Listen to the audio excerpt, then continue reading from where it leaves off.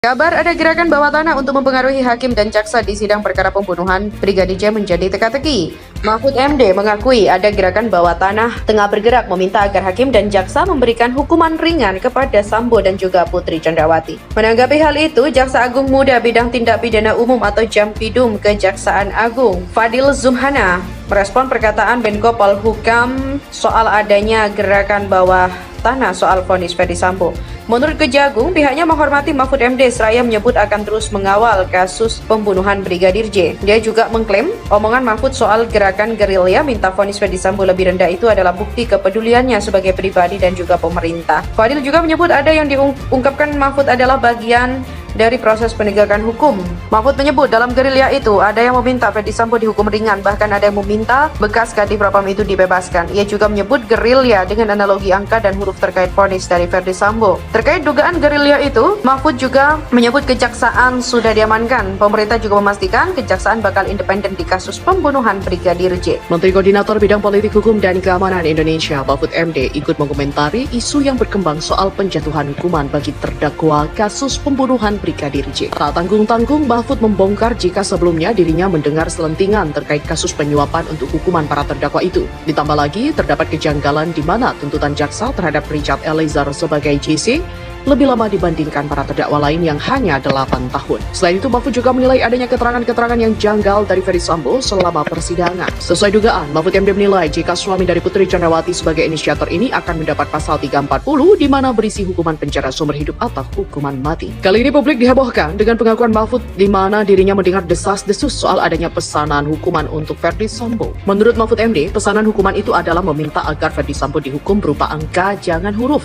Apa maksudnya? Ternyata yang dimaksud angka adalah hukuman di bawah 20 tahun, sedangkan huruf adalah hukuman mati atau seumur hidup. Meskipun begitu, dia berharap agar kabar tersebut hanyalah sekedar desas-desus saja. Tuntutan 5 terdakwa kasus pembunuhan Brigadir J dari Ferdy Sambo hingga Baradae diketahui JPU telah menjatuhkan pembunuhan Brigadir J. Asisten rumah tangga atau ART Ferdy Sambo, Kuat Ma'ruf, menjadi terdakwa pertama menjalani sidang tuntutan, yakni pada Senin 16 Januari. Kuat dituntut pidana penjara 8 tahun setelah Kuat giliran Ricky Rizal atau Brigadier R yang menjalani sidang tuntutan. Sama dengan Kuat, mantan ajudan Ferdy Sambo itu dituntut pidana penjara 8 tahun.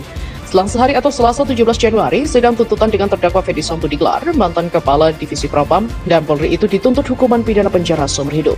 Istri Ferdy Sambo, Putri Chandrawati, menjalani sidang tuntutan pada Rabu. Oleh jaksa, Putri dituntut pidana penjara 8 tahun. Sementara Richard Eliezer menjadi terdakwa terakhir yang menjalani sidang tuntutan pada Rabu siang. Mantan ajudan Ferdy Sambo itu dituntut pidana penjara 12 tahun. Adik Yosua Huta Barat, Mahareza Rizky, meluapkan kekesalannya setelah sidang tuntutan terdakwa Putri Chandrawati dan Richard Eliezer. Dalam sidang yang digelar pada Rabu 18 Januari di Pengadilan Negeri Jaksel, jaksa penuntut umum menuntut Putri Chandrawati dengan hukuman 8 tahun penjara. Sementara itu, Baradae lebih tinggi tuntutannya, yakni hukuman 12 tahun penjara dipotong masa penangkapan. Menanggapi tuntutan JPU pada 2 terdakwa itu, Mahareza mengaku geram. Lewat unggahan Instagram story-nya, dia mengaku luar biasa marah. "Mendidih darahku saat ini, Bang," tulis Mahareza Rizky di akunnya. Tulisan itu disematkan pada latar belakang foto Brigadir J berwarna hitam putih.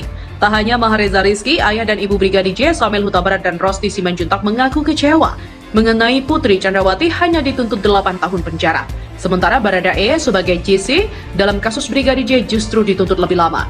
Rosti Simanjuntak merasa tak adil lantaran Putri Chandrawati bisa dibilang menjadi penyebab Ferdy Sambo merencanakan pembunuhan yang menewaskan Brigadir J. Terlebih, Putri juga mengetahui rencana Ferdy Sambo untuk menewaskan sang ajudan. Tuntutan persidangan hari ini membuat saya sebagai ibu semakin hancur. Dengan tuntutan 8 tahun, yang sama untuk yang mengetahui rencana pembunuhan betul-betul tidak adil bagi kami. Menurut Samuel Huta Barat, perbedaan tuntutan antara Putri dan Baradae sangat tidak masuk akal. Meski sama seperti Rosti yang merasa tidak adil, Samuel berserah pada majelis hakim dalam menjatuhkan vonis nanti. Diketahui, 5 terdakwa telah dijatuhi tuntutan oleh JPU pada sidang tuntutan Senin 16 Januari. JPU menuntut Ricky Rizal dan Kuat Ma'ruf dengan hukuman pidana 8 tahun penjara. Lalu pada sidang yang digelar Selasa 17 Januari, Ferdy Sambo dituntut hukuman pidana seumur hidup. Terakhir pada hari Rabu, Putri dituntut 8 tahun penjara dan Richard Eliezer dihukum 12 tahun penjara dipotong masa penangkapan. Ferdy Sambo CS ditetapkan sebagai tersangka dalam kasus pembunuhan Brigadir J yang terjadi di Rumah Dinas Kompleks Polri Duren 3 Jakarta Selatan 8 Juli lalu. Mereka diduga dan didakwa melanggar pasal 340 subsidi pasal 338 junto pasal 55 ayat 1 ke 1 KUHP dengan ancaman hukuman mati. Seusai pembacaan tuntutan, Baradae mendapat pelukan dari kuasa hukumnya Roni Talapesi dan tim pengacara lainnya.